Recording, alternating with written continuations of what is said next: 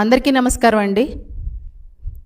ఈరోజు రాష్ట్ర వ్యాప్తంగా గత 16 రోజులుగా అంగన్వాడీ వర్కర్స్ హెల్పర్స్ చేస్తున్నటువంటి నిరవధిక సమ్మె, రాష్ట్ర వ్యాప్తంగా 1,05,000 మంది అంగన్వాడీ వర్కర్సు హెల్పర్సు బయటికి వచ్చి ఏదైతే జగన్మోహన్ రెడ్డి గారి ప్రభుత్వం అధికారంలో రాకముందు రకరకాల హామీలు ఇచ్చి పాదయాత్రలో అంగన్వాడీ అక్క చెల్లెమ్మలను ఆదుకుంటాను, నేను అధికారంలోకి వచ్చిన వెంటనే అంగన్వాడీ అక్క చెల్లెమ్మలకు జీతాలు పెంచుతాను, తెలంగాణ కన్నా ఎక్కువ జీతాలు ఇస్తాను అని చెప్పి మోసపు మాటలు చెప్పి అబద్ధపు మాటలు చెప్పి అధికారంలోకి వచ్చి ఈ 4.5 సంవత్సరాల కాలంలో ఏ ఒక్కరోజు కూడా అంగన్వాడీ అక్క చెల్లెమ్మల సమస్యల గురించి కానీ వారికి రావాల్సినటువంటి పెండింగ్ బిల్స్ గురించి కానీ ఏ రోజు కూడా వాళ్ళకు సంబంధించినటువంటి విషయాలపై చర్చించినటువంటి పరిస్థితి లేదు.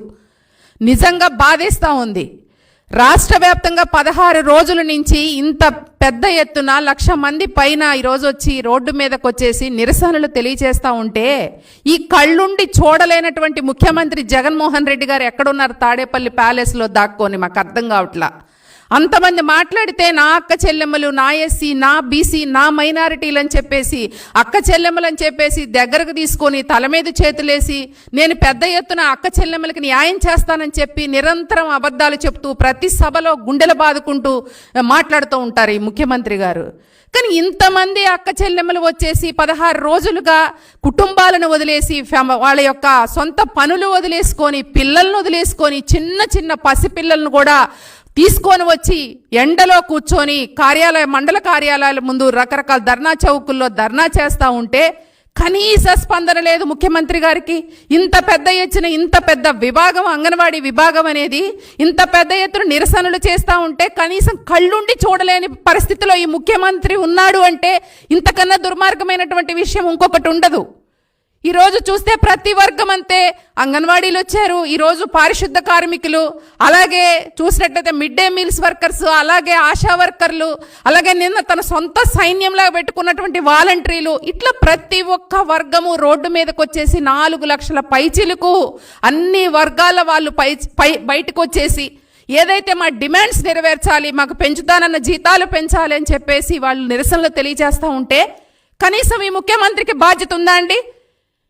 నిన్న చర్చల పేరుతో అంగన్వాడీ వర్కర్స్ని పిలిపించుకొని చర్చల పేరుతో అర్ధరాత్రి పూట బొత్స సత్యనారాయణ గారు, సకల శాఖ మంత్రి సజ్జల రామకృష్ణారెడ్డి గారు ఏమి వాళ్ళకి హామీ ఇచ్చారు?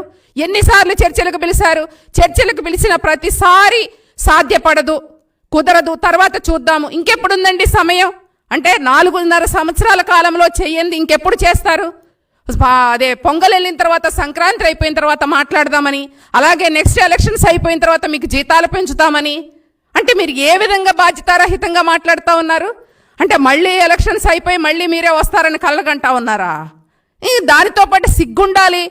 స్త్రీ శిశు సంక్షేమ శాఖ మంత్రి గారు ఏమైపోయారు? మొన్న ఎప్పుడో వచ్చేసి ఆవిడ చేయాల్సిన దానికంటే చేసే ఇంతకన్నా సాధ్యపడదు అని చెప్పేసి కనీస బాధ్యత రాహితంగా మాట్లాడి వెళ్ళిపోయారు.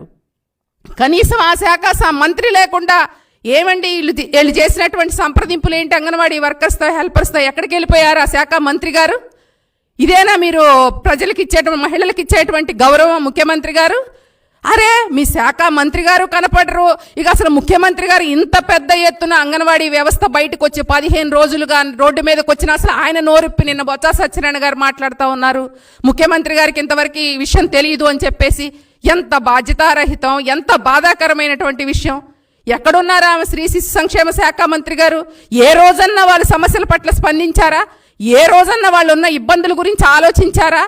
16 రోజులుగా వాళ్ళు సమ్మె చేస్తూ ఉంటే ఒక్కరోజు ఆ మంత్రి గారు వచ్చి వాళ్ళని పిలుచుకొని అమ్మ మీ డిమాండ్స్ ఏంటి, మీరు ఎందుకు సమ్మెకు దిగారు, ఏంటి మీకు కావాల్సిన అడిగిన పరిస్థితి ఉందా? గతంలో ఎన్ని సంఘటనలు జరిగినా రకరకాల ఇబ్బందులు పడ్డా కూడా ఏ రోజు కూడా ఆమె శాఖపై మాట్లాడినటువంటి పరిస్థితి లేదు.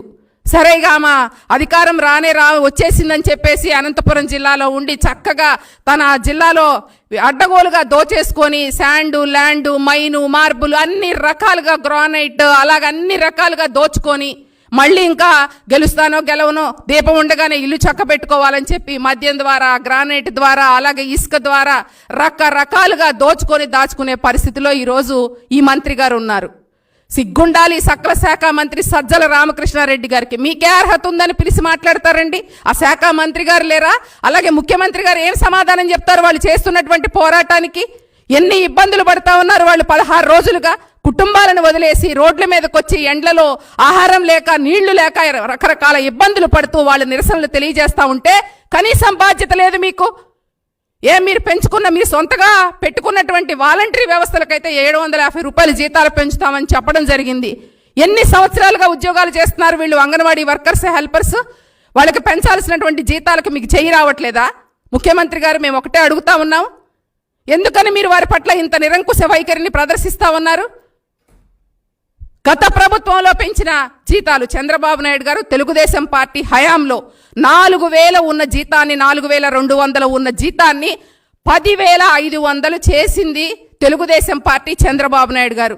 నేనేదో ఇచ్చానని చెప్పేసి 11,500 నేనే జీతం ఇస్తున్నానని మాయ మాటలు చెప్పి తప్పుడు పత్రిక సాక్షి పేపర్లో తప్పుడు రాతలు రాసుకుంటే అంగన్వాడీ వర్కర్స్ హెల్పర్స్ అందరూ కూడా చర్చించుకొని సిగ్గుపడి ముఖ్యమంత్రికి సిగ్గు లేదనుకుంటా ఉన్నారు.